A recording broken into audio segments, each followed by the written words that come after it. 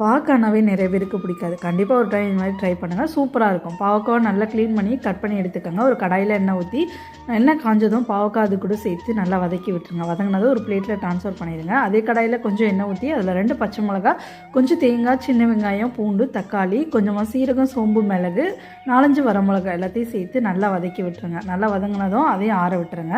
ஒரு கடாயில் நல்லெண்ணெய் ஊற்றிட்டாங்க. நல்லெண்ணெயில் அது செய்கிறப்போ ரொம்ப சூப்பராக டேஸ்ட்டாக இருக்கும், நல்ல ஸ்மெல்லும் வரும். இல்லை கடுகு சீரகம் சேர்த்து நல்லா பொரிஞ்சு வந்ததும் வெங்காயம் அது கூட சேர்த்து நல்லா வதக்கி விட்டுக்கோங்க. இதுக்கப்புறம் ஆல்ரெடி வதக்கி வச்சுருக்க அந்த பாவக்காவை அது கூட சேர்த்து நல்லா வதக்கி விடுங்க. இந்த நல்லெண்ணெயில் இன்னும் வதங்குறப்போ ரொம்ப சூப்பராக இருக்கும். இதில் கொஞ்சம் உப்பு பார்த்து செக் பண்ணி போட்டு நல்லா வதக்கிக்கோங்க. இது கூட 2.5 ஸ்பூன் அளவுக்கு வீட்டு மிளகாத்தூள், ஒரு 1/2 ஸ்பூன் அளவுக்கு மஞ்சத்தூள் சேர்த்து நல்லா மிக்ஸ் பண்ணி விட்டேன். ஒரு லெமன் சைஸ் புளி கரைச்சி வச்சுருந்தேன், அதையும் அது கூட சேர்த்து நல்லா மிக்ஸ் பண்ணி விட்டேன். ஆல்ரெடி வதக்கி அரைச்சி வச்சுருந்தேன் அந்த பேஸ்ட்டு அது கூட சேர்த்து நல்லா மிக்ஸ் பண்ணி விட்டாச்சு. உப்பு பார்த்து செக் பண்ணிக்கோங்க. உங்கள் கருத்துக்கு தகுந்தபடி மசாலாவும் பார்த்து செக் பண்ணி விட்டுருங்க. நல்லா குழம்பு நல்லா வற்றி காயெல்லாம் நல்லா வெந்து வர அளவுக்கு விட்டுருங்க. இந்த அளவுக்கு வந்ததுக்கப்புறம் அடுப்பு ஆஃப் பண்ணிட்டு எடுத்து சாப்பிட்டு பாருங்கள், செம்ம சூப்பராக இருக்கும். கண்டிப்பாக நீங்களும் இது மாதிரி ட்ரை